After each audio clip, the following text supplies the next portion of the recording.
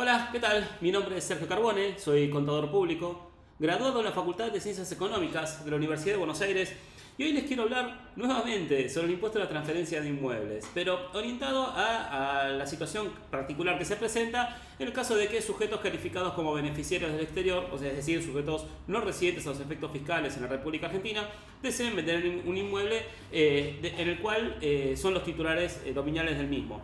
Como siempre digo, estos videos son cortos y son a nivel orientados más que nada para llevar conciencia al público en general. No se resuelve un caso en estos videos, simplemente se plantea la cuestión y pueden surgir dudas o pueden surgir consultas. Yo solamente les pido que ante cualquier duda o consulta se pueden contactar con mi estudio, pero por favor, en el marco de una consulta profesional. Vamos al tema que nos convoca, que es el impuesto a la transferencia de inmuebles.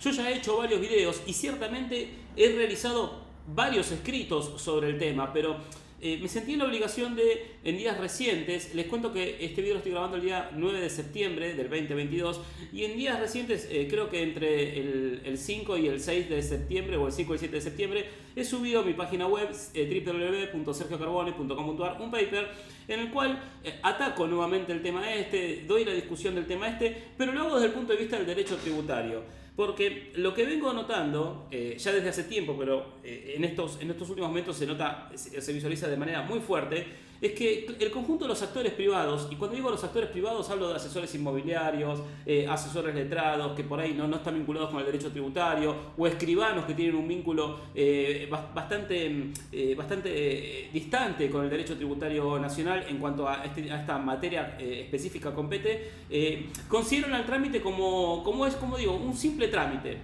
y no analizan qué es lo que está pasando detrás de esa solicitud que se le hace a la autoridad fiscal. Entonces, claro, en el documento, más allá de trabajar o discutir sobre en qué consiste realizar el trámite para beneficiarios al exterior, me pongo a charlar o a discutir cuestiones que lamentablemente no son tenidas en cuenta, no son consideradas, como por ejemplo ser la importancia de reconocer al momento de diseñar un negocio, porque aquí lo que sucede es que muchas veces ni siquiera se comprende cuál es el hecho imponible del impuesto a la transferencia de inmuebles. No se comprende en qué momento se perfecciona el hecho imponible y ahí empiezan los primeros problemas. Se celebran documentos, boletos de compraventas con posesiones y demás, y luego a lo último se pretende obtener un certificado de transferencia de inmuebles para beneficiarios del exterior. Los problemas empiezan cuando la autoridad fiscal advierte que se ha perfeccionado un hecho imponible y que no se ha retenido un impuesto correspondiente. Se cree también alegremente que entre sesiones de boletos de compraventa con posesión hasta a llegar a la escritura final no existe la obligación de retener o se pasa de largo. Algunos escribanos lo manifiestan como corresponde a la escritura y otros tantos no manifiestan que no ha existido retenciones previas. Es decir, existen ciertas cuestiones que pueden colocar a los agentes de retención que hubieran omitido retener ante una sanción o una posición sumamente gravosa, primero por el capital no ingresado y después por los intereses resarcitorios que no ingresaron producto de la falta de ingreso tardío del capital o del no ingreso del capital. Entonces, claro, cuando nosotros vamos a transferir un inmueble y ese inmueble le pertenece a un sujeto que está radicado en el exterior, lo primero que tenemos que reconocer es que los efectos jurídicos que yo estoy planificando en ese negocio que he diseñado sobre las bases que nos ofrece nuestro derecho privado pueden estar completamente disociados de los efectos jurídicos, a los efectos o a los fines fiscales previstos en el impuesto a la transferencia de inmueble. La autonomía del derecho tributario nos informa sobre métodos, sujetos y diferentes cuestiones que pueden ser entendidas, pueden ser comprendidas de una manera completamente diferente o institutos completamente diferentes a los que nos ofrece el derecho civil. Cada negocio jurídico tiene que ser analizado desde el prisma, en la rama del derecho al cual lo voy a estar aplicando, pero también sus consecuencias económicas. Y en este caso, una de sus consecuencias es la fiscal, y en la fiscal tengo que conocer estas particulares ramas del derecho. Luego, en el escrito me pongo a analizar cada uno de los elementos del hecho imponible, de este particular hecho imponible, que es un hecho imponible instantáneo, cómo se construye el sujeto, cómo se construye el objeto, cómo se determina el elemento temporal, el elemento territorial y obviamente el elemento material, ¿no? El elemento material, si bien no es parte del hecho imponible, no es un elemento del hecho imponible, es un elemento de la obligación tributaria. Y aquí también observo que cotidianamente se tiene dudas respecto de qué tipo de cambio utilizar, cuándo utilizarlo, cuándo evaluarlo, y si yo no reconozco cuando se ha perfeccionado un hecho imponible, menos voy a reconocer que existen unos intereses devengados. Es decir, el desconocimiento en cuanto a la norma o la falta de interpretación correcta de la norma lleva a que el impuesto a la transferencia de inmuebles sea lastimosamente ofrecido por agentes privados como si fuera un simple trámite de 24 horas, y esto es simplemente googlear. Los agentes inmobiliarios ni siquiera se preocupan en consultar cuál es la situación fiscal del sujeto que está vendiendo. Entonces, después de haber celebrado documentos que comprometen hasta económicamente un negocio contra la celebración de una escritura traslativa de dominio, nos encontramos que no se puede celebrar el documento en el tiempo que se pautó originalmente porque se desconocía la particularidad en la cual estaba encerrado el contribuyente. El trámite del impuesto a la transferencia de inmuebles, el certificado, objetivamente es un trámite, si se quiere, sencillo. Hay que armar un legajo, presentarlo y demás. Pero cuando digo sencillo no quiere decir que es un trabajo de 2 horas, ¿no? Hay que pensarlo, visualizarlo y demás. Pero digo sencillo comparado con lo que se ve en la realidad.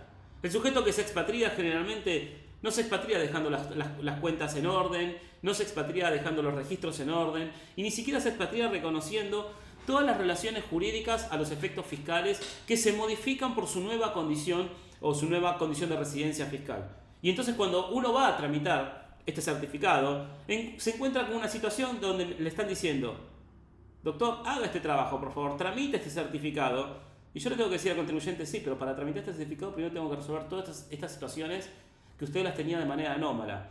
Y entonces, lo que parecería ser un simple trámite, en la realidad de la República Argentina, resulta ser una regularización previa de la relación del contribuyente, de los representantes, de los apoderados, de los sustitutos, varias figuras que empiezan a aparecer cuando hay un sujeto que reside en el exterior.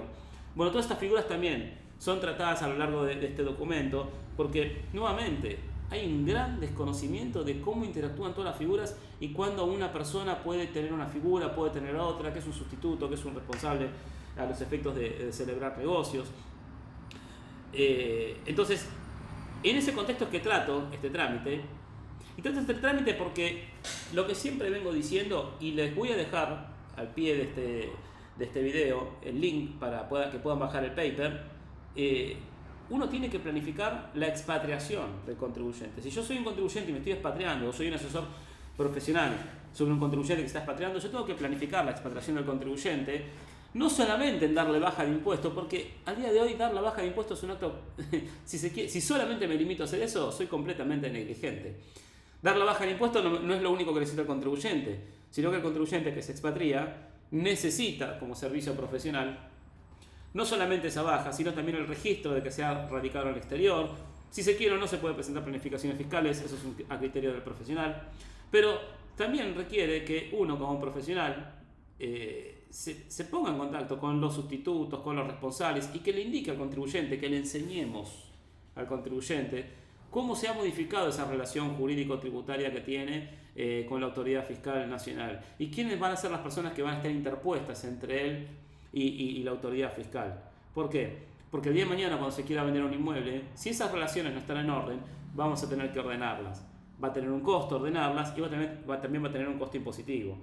La retención del impuesto a las ganancias que la autoridad fiscal solicita cuando hay una cesión a título gratuito de un inmueble que pertenece a un sujeto en el exterior y no hay contrato de alquiler, no hay nada, y la autoridad fiscal pretende aplicar una presunción en función del valor locativo local de ese inmueble, más allá de que es algo que no se ajusta a derecho y es una aberración lo que pide, el sujeto del exterior lo termina pagando.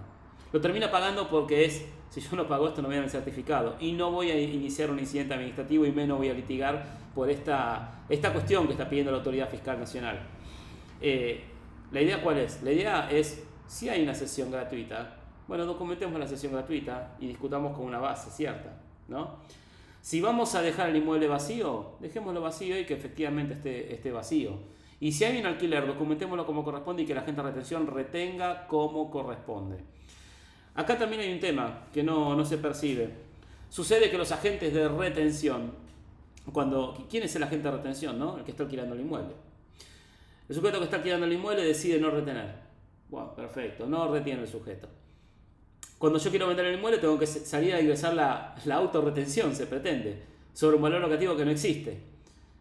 Más allá de que eso no corresponde, porque el hecho imponible para el beneficiario exterior se construye sobre la base de un impuesto de pago único definitivo, donde no es autodeterminado por el contribuyente, sino que es ante la existencia de un pago. Si no hay pago, no hay hecho imponible vigente para esa retención, ¿sí? Que es un impuesto bastante, una configuración de la determinación de gravamen bastante especial.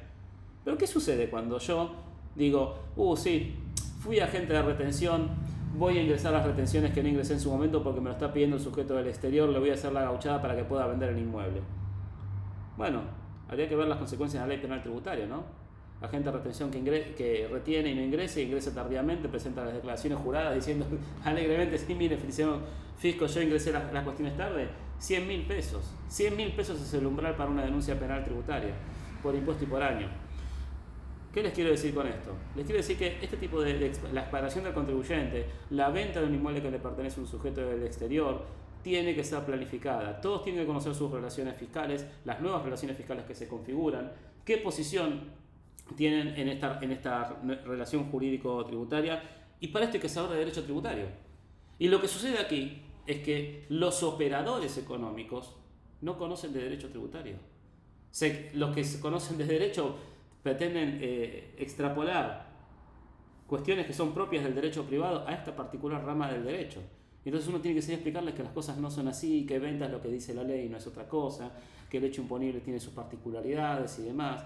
Entonces, planifiquemos la expatriación, planifiquemos la venta, y a todo sujeto que me esté escuchando del exterior, porque mucha gente del exterior que vive en el exterior ve mis videos.